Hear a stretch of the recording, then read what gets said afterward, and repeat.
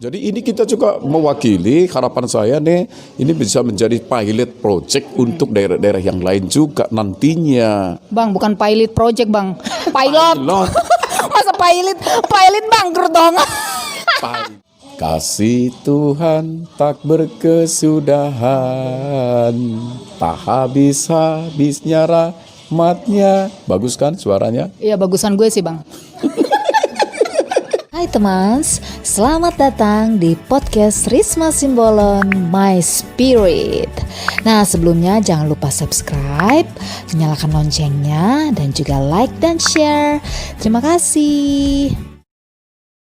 Hai teman, saat ini aku lagi bersama Bang Jufri Saragi di belakang daun-daun ini kan. Bang Jufri Saragi, apa kabar Bang? Wah, langsung apa kabar Bang? Jadi kan gini. kamu yang suka ngeledek dari dulu kan? Apa kabar Bang? Apa kabar Bang? Baik Bang, Riz. Kayak Sinchan gitu ya, Bo.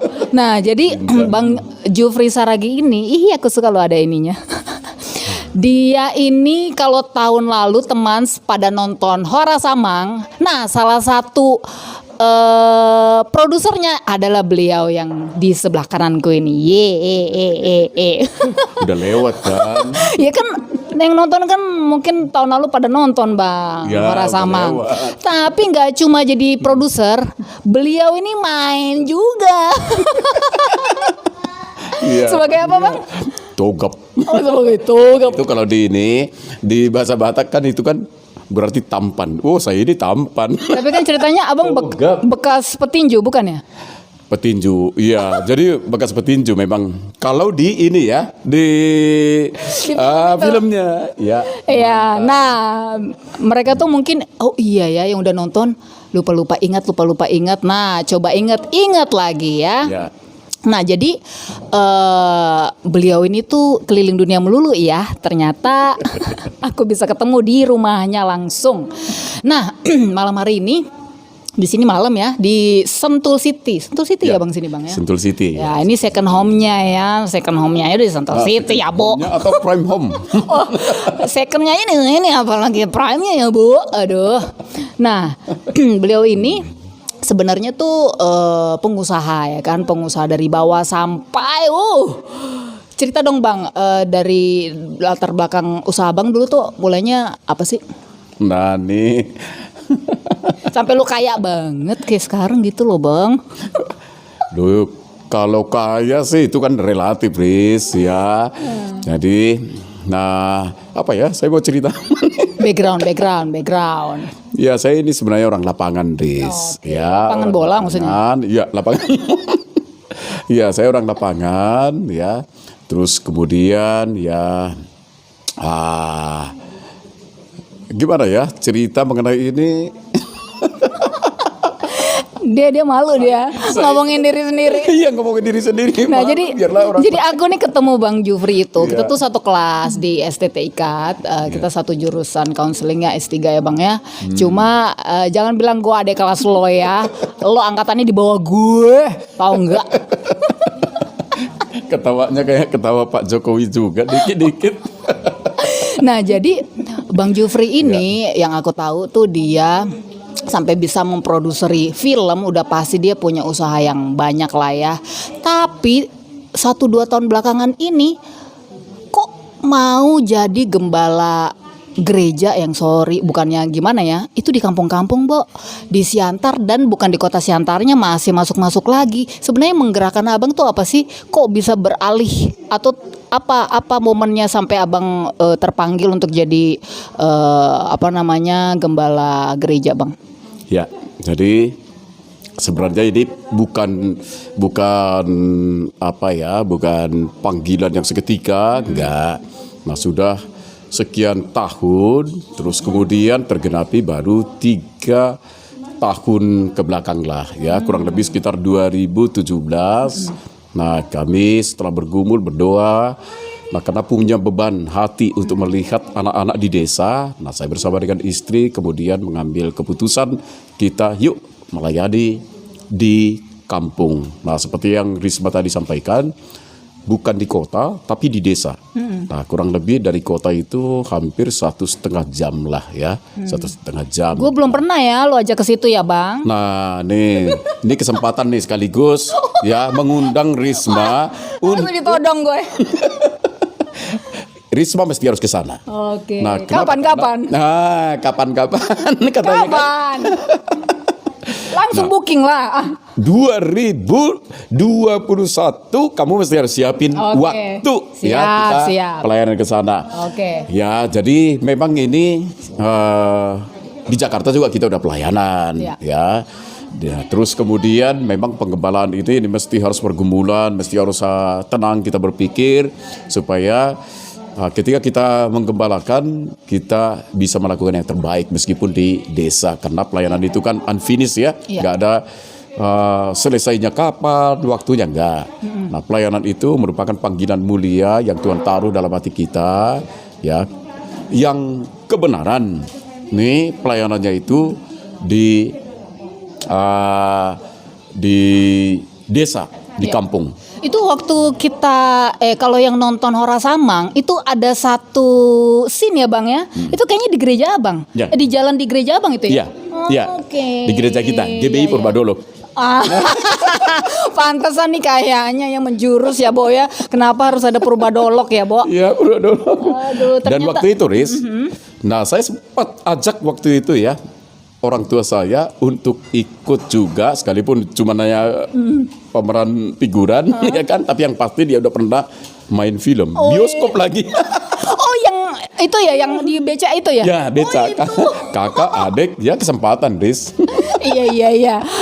Desa masuk tampil di bioskop. Iya, secara ya Bo, orang tuanya produser ya kasih masuk aja udah.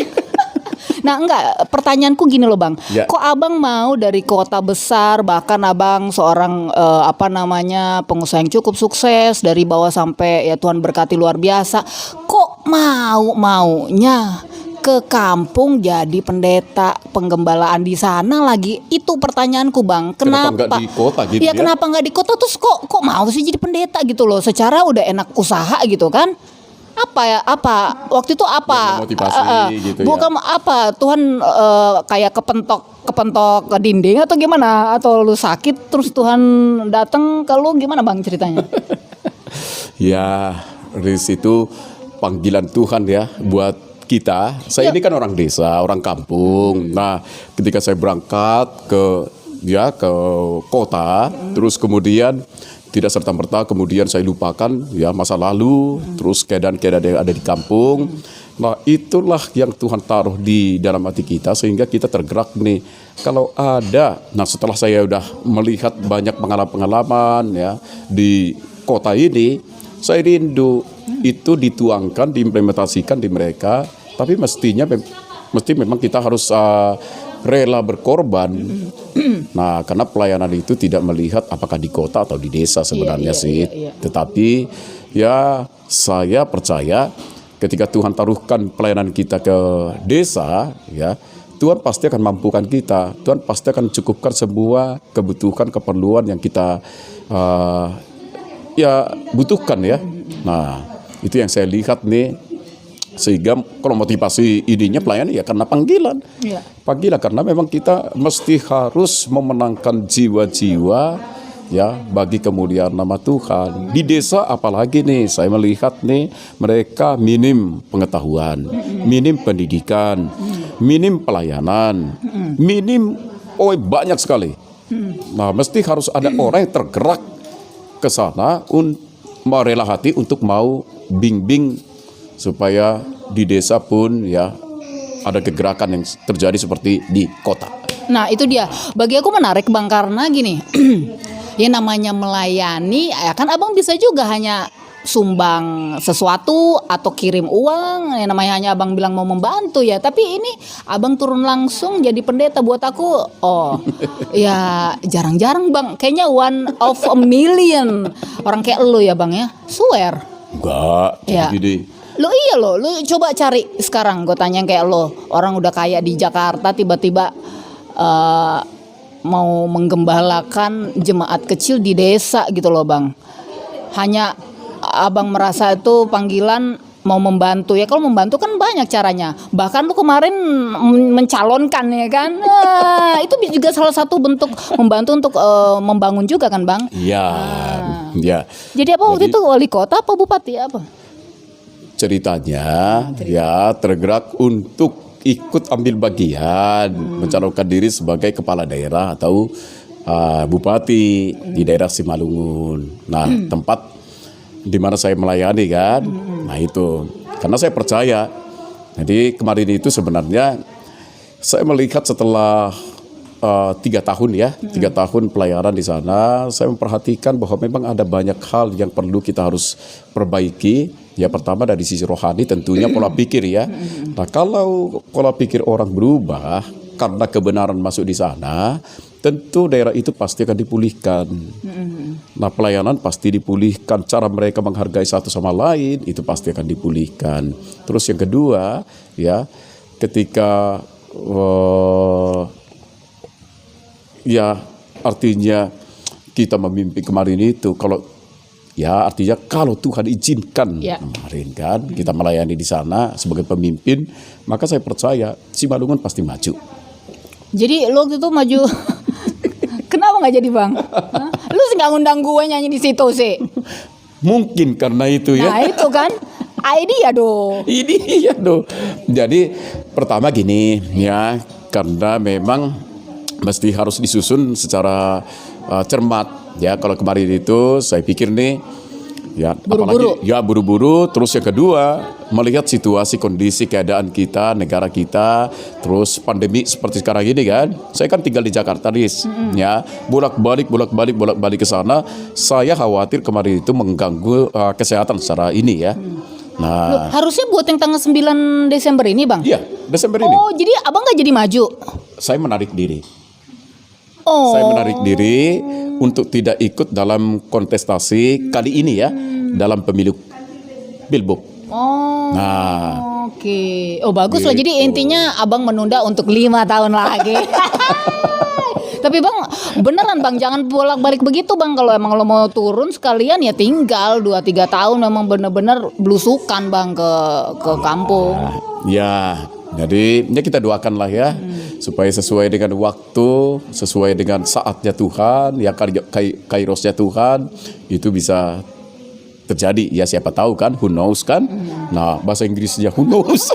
Sombong, mentang-mentang udah ke Amerika ngomongnya bahasa Inggris. Iya, lama tinggal di Amerika seolah-olah, padahal cuman hanya beberapa minggu tinggal di sana. Oke, iya. Aduh. Nah, jadi jadi abang kemarin tuh menarik diri, jadi nggak sempat inilah ya sampai pencalonan nggak sempat ya bang ya? Enggak. Pencalonan itu kan ditetapkan ya tahapan pada saat kemarin itu kapan ya, bulan Mei kali kalau nggak salah tahun ini. Nah saya cuma hanya balon mendaftar iya ya, tetapi kemudian kan disahkan sebagai calon itu enggak, karena saya udah keduluan narik diri begitu. Gitu ya bang ya. Jadi sekarang abang selama pandemik ini banyakan di Jakarta? Di Jakarta, dan juga memang saya memberanikan diri juga untuk tetap ke kampung tempat pelayanan kita, tempat pelayanan saya.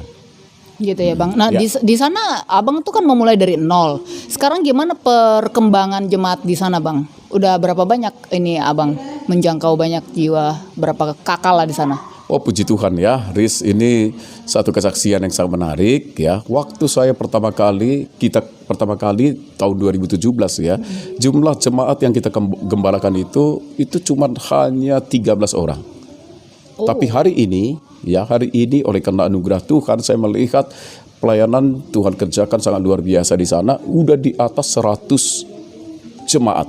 Wow, itu jiwa-jiwa baru atau orang pada pindah dari gereja lain ke gereja abang? Orang pada pindah gereja. Oh iya, jangan gitu pertanyaannya. Lo jelas sekarang kan gitu. Orang tuh banyak yang narik-narik dari gereja lain, bang, bukannya memenangkan jiwa. Jadi jemaat lo nih dari mana? Ini dapatnya? Pertanyaannya tendensius nih. Oh jelas. Riz, Setajam silat.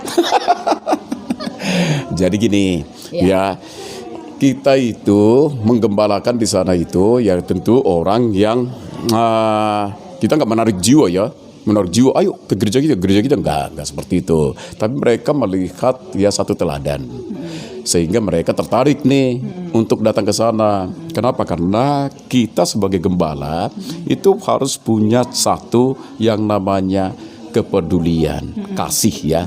Kita peduli kepada orang, kita mengasihi dia, terus kita menaruh banyak waktu juga untuk perhatikan mereka. Nah, itu yang mereka lihat.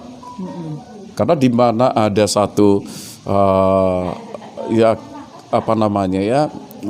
ini kan bicara masalah hukum pengaruh, ya, hukum pengaruh. Mereka lihat nih, ini sesuatu yang sangat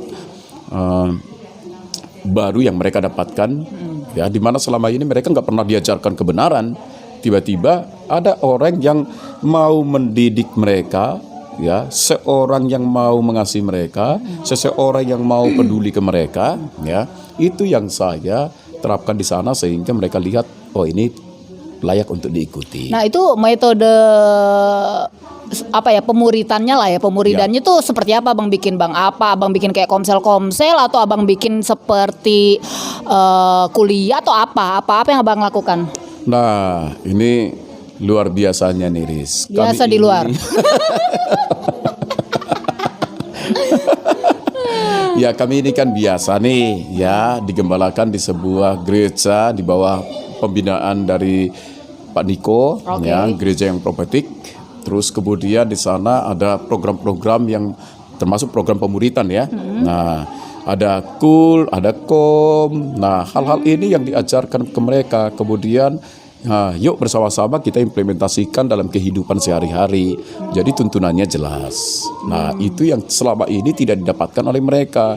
Tapi kali ini kita bawa ke sana sangat luar biasa. Jadi selama ini mereka tuh jemaat-jemaat di kampung itu dengan gereja lokal mereka tuh paling hanya ibadah minggu, habis itu bubar, habis itu minggu depannya lagi bubar gitu ya. Nah sedangkan Abang datang ke situ bikin pola yang beda, misalnya seminggu berapa kali Bang ketemu untuk ya istilahnya mungkin Bible study atau apa seperti komsel atau apa? Itu berapa kali seminggu? Oh, jadi gini. Kalau pertemuan rutin itu, ya, itu bayangkan ya, Minggu ketemu, Selasa ketemu, Rabu ketemu, Kamis ketemu, Jumat ketemu. Nah, jadi gereja itu kita buat menjadi rumah juga buat mereka, buat jemaat. Mereka nyaman di situ. Daripada mereka tinggal di luar, lebih baik 1 hari di rumah Tuhan kan daripada 1000 hari tempat lain kan? Daripada 1000 hari di lapo.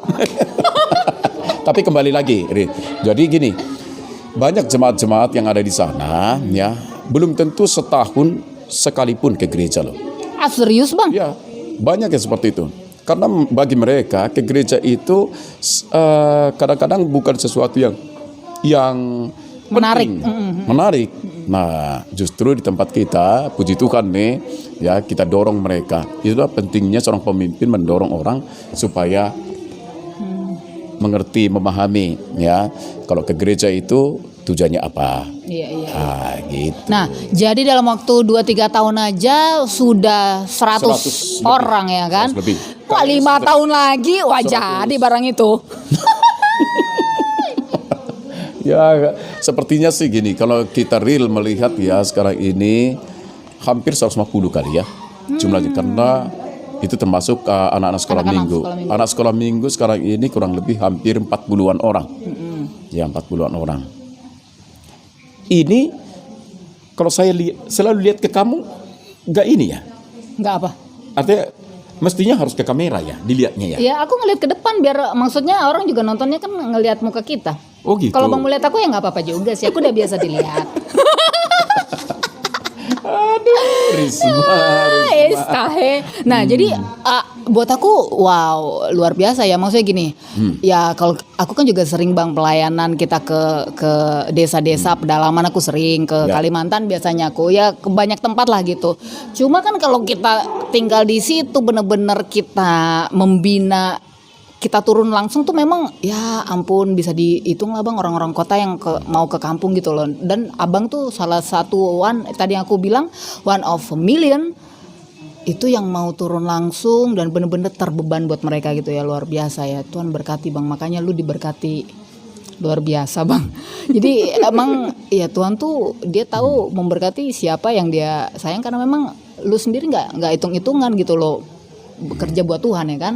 Nah gitu. Jadi kapan lagi Abang kesana? Apa sekarang ibadah di sana tuh masih online atau gimana? Nah, sekarang ini ya sudah offline. Sudah offline. Sudah offline atau masih offline? Offline Oh dong. enggak, sempat online kan? Sempat Oh, ini udah tutup. offline. Oh ya berarti Nah. udah live lah ya. Iya udah live sekarang. Jadi itu saya setiap bulan pasti ke sana. Minggu lalu juga saya ada di sana. Nah 2 minggu lagi kita akan berangkat lagi. Nah terus boleh tau nggak Bang, mereka kan juga ya namanya Abang merintis gitu kan pasti kan ya kita realistis saja kan pasti perlu dana ya Bang. Itu dari pribadi Abang semua atau gimana? Ya, puji Tuhan. Jadi memang kalau di gereja kita kan sebenarnya kalau orang mau melayani maka dia juga harus berani untuk berkorban. Nah jadi pure pelayanan yang kita rintis di sana, yang kita gembalakan di sana itu murni dari kita. Tetapi sekarang ini oleh karena kebaikan kemurahan Tuhan kan ada waktu bagi kita 3 tahun ini mendidik mereka. Nah yang tadinya mereka itu nggak ngerti bagaimana berkorban untuk pekerjaan Tuhan, tapi puji Tuhan hari-hari ini, Riz. Ya. Nah saya melihat gereja kami itu gereja yang kaya. Kaya secara semangat iman dan juga kaya secara materi. Tuhan izinkan seperti itu.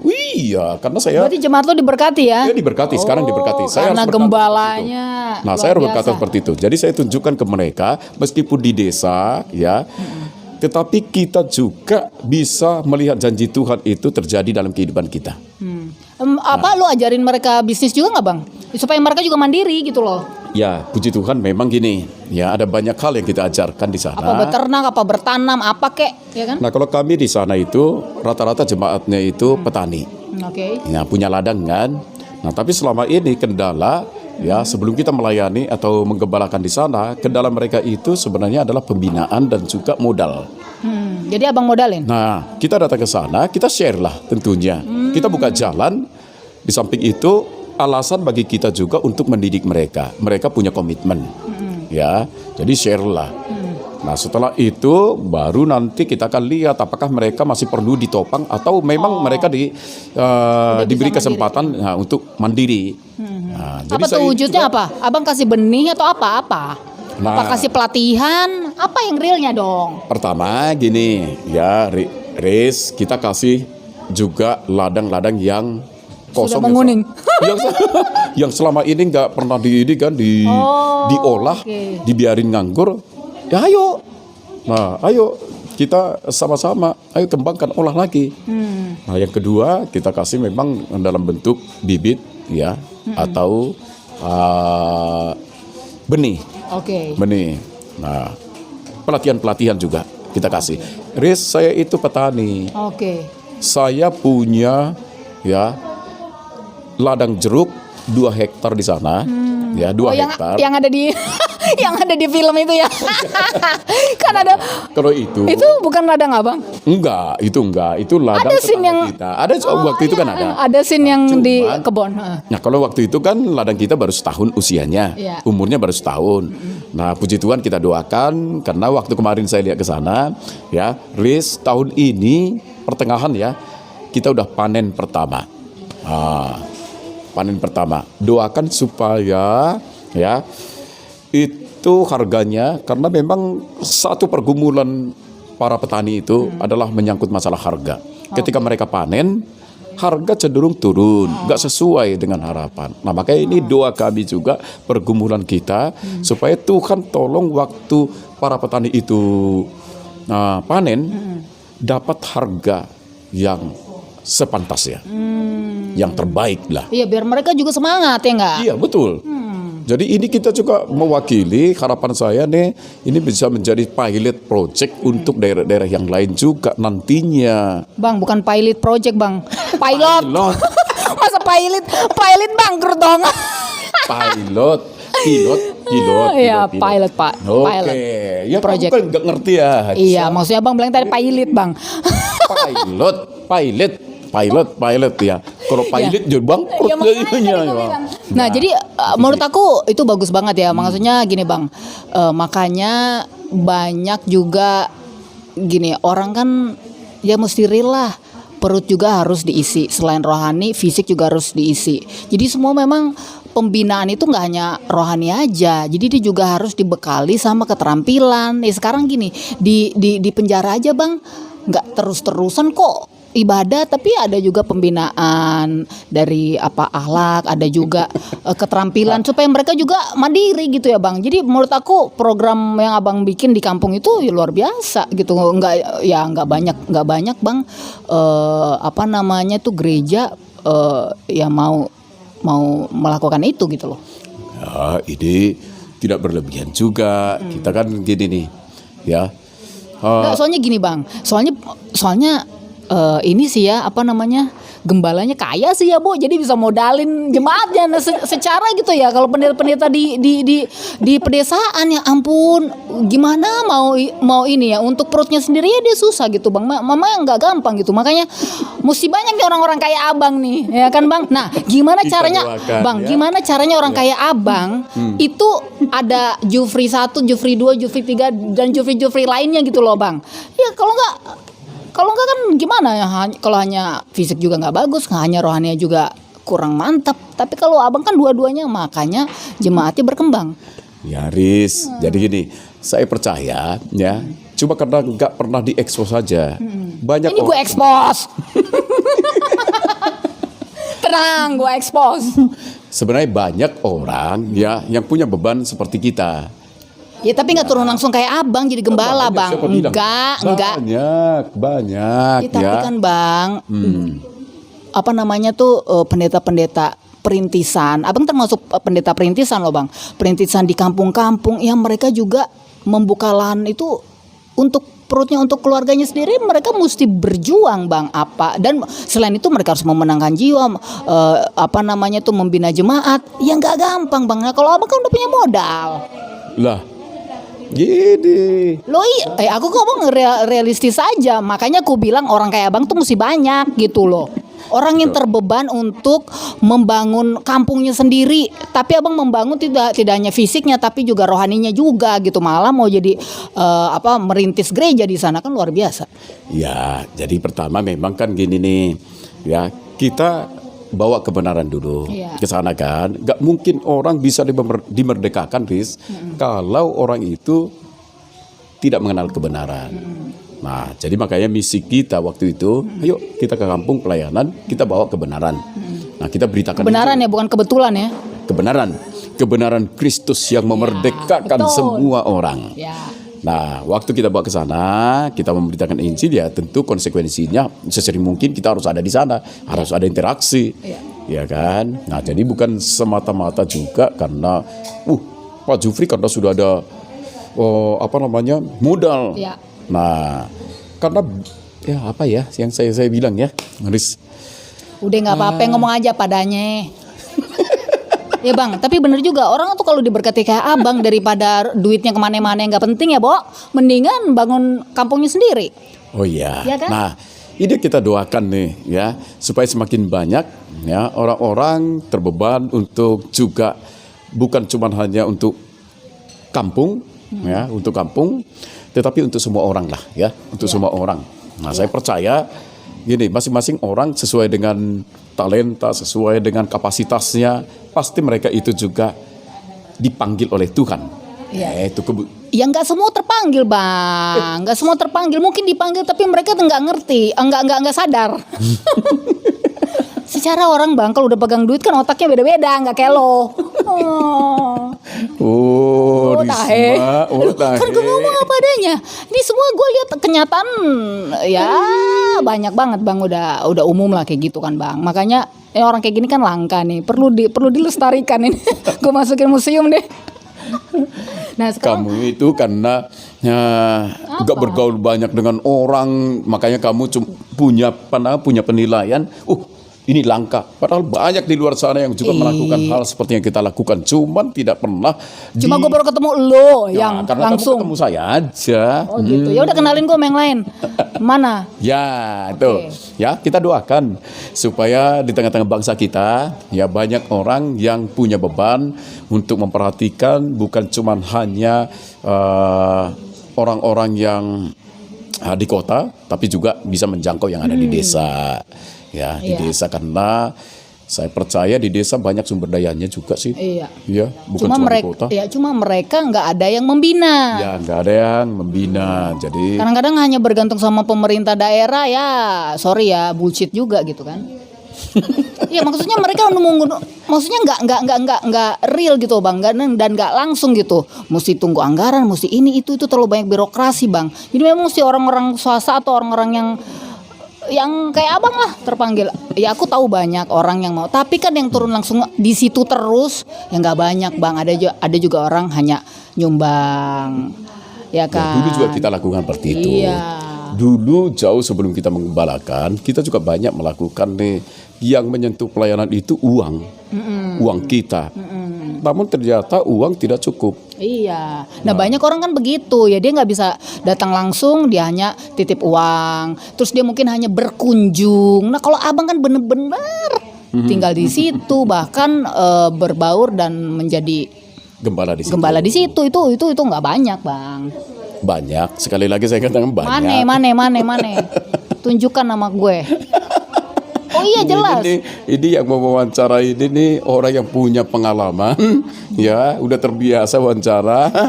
Ya, nah, makanya nih, ya kalau nggak Nggak, gue minta kenalin aja. Siapa? ya, jadi sebenarnya banyak. Oke. Nah, nanti saya kenalin ya. Iya. Banyak gembala-gembala, banyak orang-orang hebat yang terjun pelayanan di desa. Oke. Nah, banyak sekali ya di bangsa kita ini loh. Di bangsa kita. Ya, nggak cuma Mereka di jadi misionaris. Tapanuli lah ya. Enggak cuma di Tapanuli. Jadi misionaris loh. Termasuk salah satunya ya kamu kan mau tergerak juga untuk mengabdikan diri di Iya. kampung. Betul, tapi kan gue nggak tinggal di situ bang, gue hanya berkunjung, beda. Tapi kalau Tuhan suruh, ya one day Tuhan katakan, Riz, kamu pergi pelayanan di ini, di kampung. Kamu berani nolak? Kan Ya enggak. aku selama ini pelayannya di kampung, ke penjara-penjara malah aku bang. Nah. Tapi kan aku nggak tinggal, istilah aku mengunjungi Kalau aja. umpamanya nih Tuhan suruh, Risma kamu tinggal di kampung, di Purbadolok lagi. Ya ketemu lah kita. Gue mah nggak pusing, gue mau tinggal di mana kek, udah Ya. gue jelajahin semua. Nah tuh kan. Nah, Ya gitu. maksudnya kadang-kadang gini, kita nggak kepikir lah kita tinggal selain kayak gue nih, mana gue kepikir gue tinggal selain di Jakarta gitu. Tapi kalau Tuhan udah buka kan ya gue nggak tahu, mungkin otakku juga jadi berubah gitu bang. Ya. Mungkin itu yang lo pikir ya bang. Tapi kan lo dulu awalnya memang dari situ kan bang. Ya, saya lahirnya di sana. Nah Cuma beda. pada sekian puluh tahun saya tinggalkan kampung itu kan, yang seharusnya sih atau idealnya sih orang nggak mau bakalan balik lagi, iya, kan itu iya. kan. Nah kenapa banyak enak kan di kota besar gitu kan. pergumulannya udah enak di kota besar, kemudian masa sih pergi lagi ke kampung kan gitu kan. Nah satu pergumulan yang sangat besar waktu itu juga saya meyakinkan ini istri. Nah itu juga tantangan ya bang ya. Gimana bang ngasih Iya. tahu sama kakak tuh? Nah, pertama gini, waktu saya coba utarakan bahwa saya punya beban ya, ingin melayani orang-orang yang ada di kampung. Nah, saya mendapat tantangan pertama dari ini, istri. Kenapa? Karena menurut beliau kalau melayani, kenapa mesti harus di kampung? Toh kita juga kan pelayanan di sini. Bener bang. Rata-rata begitu emang. Iya. Apalagi abang punya anak sekolah di sini Punya kan. anak sekolah di sini. Nah, ini kan sebenarnya satu keputusan yang tidak familiar, ya kan? Satu keputusan yang memang ya sulit untuk dijawab, sulit untuk untuk dimengerti secara logika manusia pada saat itu loh. Iya. Nah, sehingga ketika saya coba bincang-bincang mengenai panggilan ini, ya cukup lama, jawabannya nggak seketika. Iya. Ya. Mungkin itu berantem dulu ya. Tonjok-tonjokan nggak? Oh, tonjok-tonjokan enggak sampai tonjok-tonjokan. Cuman menurut beliau ya tidak mesti harus di kampung. Dan Wajar lah, ibu-ibu pasti mikirnya gitu. Dan karena juga kan gini nih, istri saya anak itu- dan segalanya dia pikirin. istri saya itu dulu paling gak suka kalau disebut kita bakalan tinggal di kampung. Di Siantar aja, udah kota Madia, dia gak mau. Dia nggak mau. Lagi di kampung ya. Nah, kenapa? Karena waktu itu menurut beliau nih nggak suka dengan karakter, Ya. stylenya orang-orang yang ada di sana, orang-orang Batak yang ada di sana. Nah, inilah yang saya syukuri ya. Sekarang beliau, Nah, gimana Bang cara Abang membalikkan pola pikirnya si kakak sampai dia mau ikut juga? ya terus kita berdoa kan, berdoa, terus sembari kasih terus pengertian, ingatkan dia, terus saya perlihatkan juga bagaimana belas kasih kita terhadap orang-orang yang di sana, di kampung sana. Nah, satu ketika, saya waktu itu punya sahabat, punya teman nih, ya seorang jenderal, anak Tuhan, ya bikin rumah doa di Pulau Samosir. Nah, kemudian beliau diskusi dengan saya bagaimana cara mengatur untuk diresmikan nih Menara Dua ini. Nah, karena saya waktunya agak sempit, waktu itu saya masih Kayak bekerja. bukit doa, yang di Ungaran itu ya, model kayak gitu ya. Wah, ini doa yang lebih bagus lagi, untuk tapi puasa. Kan ya puasa, kurang lebih terus seperti retreat. itulah ya Oke. untuk tempat. Oh, udah ada retreat. Bang di sana? Iya. Oke. Nah, ini besar sekali. Bagus ya? 4 atau 5 lantai kalau nggak salah ya. 4 atau 5 Di lantai. puncak juga ada tuh Bang. Iya, Iya, ada bukit doa ya? kayak gitu ada. Nah, tapi ini kan sesuatu yang memang tadinya kan rencananya mau bikin hotel. Tapi diubah oleh Tuhan, ya Tuhan ngomong bikin rumah doa. Akhirnya rumah doa. Nah, waktu itu istri saya lah yang saya suruh untuk membantu mempersiapkan peresmian. Iya. Nah. Jadi kakak tergeraknya dari Sejak Situ, itu ya. dia mulai melihat, ya mulai terbuka pandangannya, mulai muncul belas kasihan terhadap orang-orang kampung. Terutama juga kesempatan waktu itu dia panggil nih. Jadi dari gereja kita. Jadi saya ini sebenarnya Riz, sebelum saya di gereja kita itu sudah ada gembala. Sudah ada gembala, tapi gereja itu selama 9 tahun yang saya rintis awalnya tidak berkembang. Ternyata gini, memang disebabkan oleh pola pelayanan, pola kepemimpinan ya, kepemimpinan. Nah, jadi istri saya itu panggil orang-orang pengerja datang. Waktu pengerja kumpul, pas doa malam, istri saya lihat mereka berantem. Nah, dari situlah yang saya perhatikan ya, Tuhan sudah mulai jamah hati istri saya. Dia ngomong kepada seluruh para pengerja, kalau begini cara kalian, pantas gereja itu tidak maju-maju. Jadi nanti bulan 12 ketika kami kembali, ya kita akan duduk sama-sama, rekonsiliasi semua, ya kita akan perbaiki. Nah, sejak saat itulah Tuhan terus bekerja, Akhirnya istri sekarang, Riz, lebih gede dari lu lagi ya. Wih, luar biasa. Lebih radikal lagi daripada lu ya. Ini loh, beliau mendampingi ya kita pelayanan gak kenal lelah. Gitu. Tapi emang itulah kalau udah jalan Tuhan, dia Tuhan yang mengubah. Lu nggak perlu sibuk, maksudnya nggak perlu berkeras, berkuar-kuar. Tuhan yang kasih pengertian sendiri ya Bang ya. Itu cerita pelayanan, Neris ya. Nah terus bisnis lu sekarang gimana dong selama lu tinggalin gitu Bang? Puji Tuhan, ya puji Tuhan. Jadi di sini kan sudah ada sistemnya. Jadi perusahaan ini kan sebenarnya kan sudah jalan ya tanpa kita ada. Properti kan Abang? Properti sama ada beberapa bisnis yang lain. Apa aja tuh? Ada baja, ya distributor untuk penjualan besi, ya alat-alat untuk inilah pembangunan. Selama pandemik ini gimana bisnis lo Bang? Ya semua kan gini. Selama pandemi ini pasti ada impact dari pandemi. Tapi puji Tuhan ya, kalau kita bisa hari ini masih jalan, itu anugerah Tuhan yang sangat luar biasa. Cara semuanya udah pada going down ya Bo. Enggak sih sebenarnya ya. Awak pun sampai gatal. Tapi percayalah ya, semua pasti kita bisa lewati. Ya, ujian demi ujian. Tuhan bilang gini, jangan takut, kuatkan dan teguhkanlah hatimu. Percayalah kepada Tuhan. Aku menyertai engkau kemanapun engkau pergi. Kan itu aja, janji Tuhan kita pegang. Iya ya.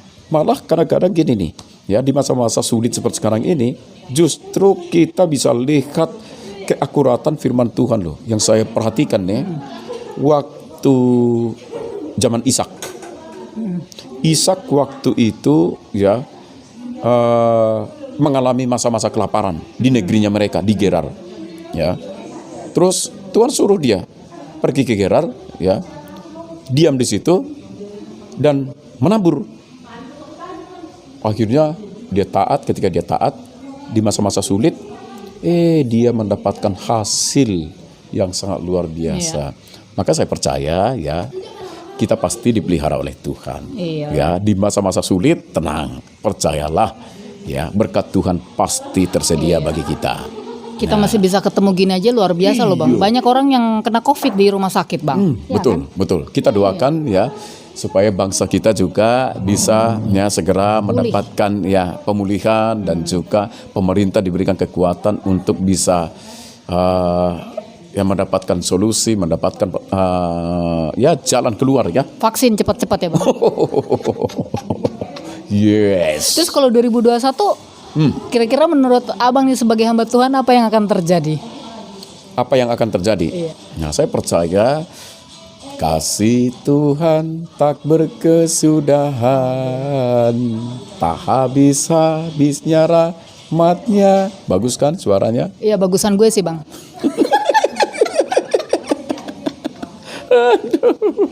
Iya, percayalah ya. Ya, percayalah, tahun 2021 pun ya Tuhan pasti menyertai kita berjalan. Sekarang dan selama-lamanya. Iya dong. Ya, kita harus apapun yang optimis. terjadi, apapun yang terjadi, satu hal yang harus kita pegang adalah Tuhan menyertai kita sampai kepada kesudahan zaman. Nah, makanya sebab itu Luar biasa, jangan Sinchan. berteman dengan dia. Sinchan. Aduh, thank you Bang buat hari ini ya. Jadi kita udah ngobrol banyak nih ya. Setelah berapa tahun kita nggak ketemu? Ada Setahun kali ya, lah. setahun ya. Setahun lah sejak setahun. film Hora Samang itu sih ya. Terakhir kita syuting bareng. Bang mau bikin lagi nggak Bang? Ikut dong gue. Nah sekarang ini kan gini, Bu Asy kan udah bikin kemarin itu, tapi ikut juga? kehalang enggak saya enggak. Nah kita doakan supaya ya muncul film-film yang saya senang kalau film itu ya temannya itu teman-teman membangun Oke. ya keluarga itu. Nah itu banyak banget Bang Ya. penonton Hora Samang tuh nanya itu ada sequelnya nggak? Hora Samang 2, Hora Samang 3 gitu loh. Karena itu kan semuanya tuh ceritanya gantung semuanya. Ya. Ya kan? Itu maksudnya apa dibikin gantung, mau dibikin lanjutan tuh apa? Sebenarnya kan semua Aku orang tanyain langsung sama produsernya ya. Ya semua yang pada nanya ya teman ya. ya harapannya kita kan akan naik nih ke Hora Samang 2, Hora Samang 3, ya kan? Maunya kita seperti itu. Makanya kita doakan supaya semua keadaan pulih. Oke. Nah, supaya ini bisa ditayangkan di berbagai media kan? Itu. Ini yang mau ditayangin di IndiHome kan Bang ini? Ya. Oke. Ya. Belum ya, belum. Bulan depan. Bulan depan. Enggak tahu gue nanya.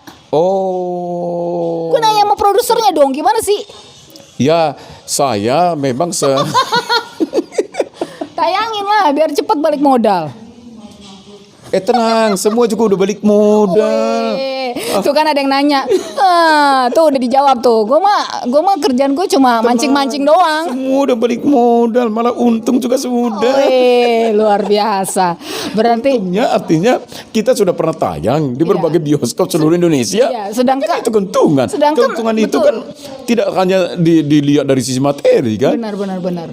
Engkau tampil Tahu kan nggak? Ya, Bang, jadi tahu nggak, berkat. Bang? Banyak yang nonton itu, Bang. Mereka yang udah lama nggak nelfon orang tuanya, nggak nelfon bapaknya. Setelah nonton itu, mereka tuh sadar, Bang, bahwa ya itulah orang tua itu harus dijaga sebelum jangan sampai menyesal kalau udah nggak ada apa yang mau dikerjain lagi kan gitu. Oh itu banyak, Bang, istilahnya banyak yang bertobat lah. Ya, syukurlah ya. Itu juga berkat kan, Bang? Iya, itu berkat yang sangat luar biasa. Saya bersyukur kalau melalui film itu orang disentuh, dijamah, banyak keluarga dipulihkan, ya memang tujuannya kita awalnya kan adalah itu. Betul. Gitu kan. Jadi sangat ya puji Tuhan lah, ya, puji Tuhan. Nah, jadi ya semua teman ya, beberapa pertanyaan kalian terjawab ya kan. Nah, jadi memang di balik pelayanan dari Bang Jufri Saragi ini luar biasa ya. Dia punya visi banyak banget gitu ya, selain membangun kampung Ada juga halamannya. Jufri Air Service. Apa tuh? Iya. Jufri Air Service kan apa itu? Itu apa? Mimpi, punya impian suatu saat nanti. Jas. Oh iya, 5 tahun lagi. Siap. Bukan. Apa? Kalau Jufri Air Service kan itu Apa? perpesawatan. Serius lu Bang? Iya. Lu bikin pesawat? Wah.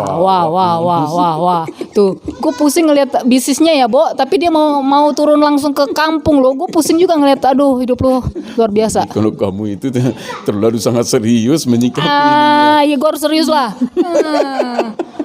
Gue nggak diajak-ajak itu masalahnya kan, aduh pelanggaran. Jufri Air Service bidang.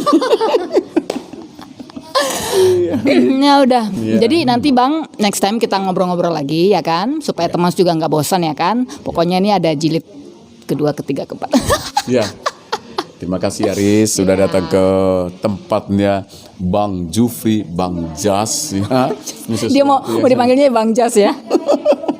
Ini nggak direncanakan ya Iya, tadi. nggak direncanain emang. Kita kan sidak-sidak aja kerjanya. Ya Sutralaya, jangan lupa semuanya subscribe, like, komen, dan share sebanyak-banyaknya supaya sharing dari Bang Jufri juga bisa memberkati teman-teman kalian, keluarga kalian, sahabat-sahabat kalian. Pokoknya share sebanyak-banyaknya ya. Dan kalau kalian punya ide atau komen atau pertanyaan apapun buat Bang Jufri, boleh di komen, ngomong apapun nanti aku tanyain langsung ya. Sama ini pengusaha luar biasa nih, masih muda tapi udah ganteng, oke. Takut Tuhan, punya beban yang luar biasa untuk daerah lagi. Aduh, pokoknya keren banget ya. Biar bisa jadi inspirasi buat kalian semua. Oke, terima kasih semuanya. God bless you all. Dah.